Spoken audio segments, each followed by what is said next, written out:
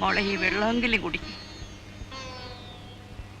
വിധിന്ന് കരുതി സമാധാനിക്കാണ്ട് എന്താ ചെയ്യ?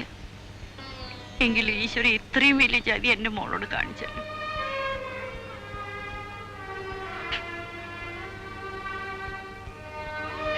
ഇനി ഇങ്ങനെ കരഞ്ഞോണ്ടിരുന്നാൽ എങ്ങനെ?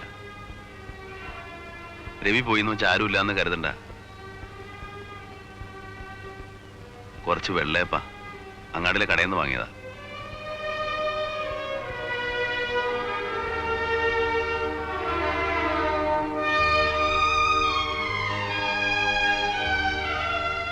രവി പറഞ്ഞ ദിവസേ കാലത്ത് എന്തെങ്കിലും പലഹാരം ഉണ്ടാക്കുള്ളൂ.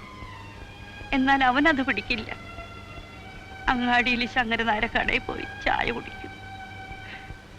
വരുമ്പോ ഇതുപോലെ ഒരു പൊതി കൊണ്ടുവരും. അമ്മയ്ക്കും മോൾക്കും.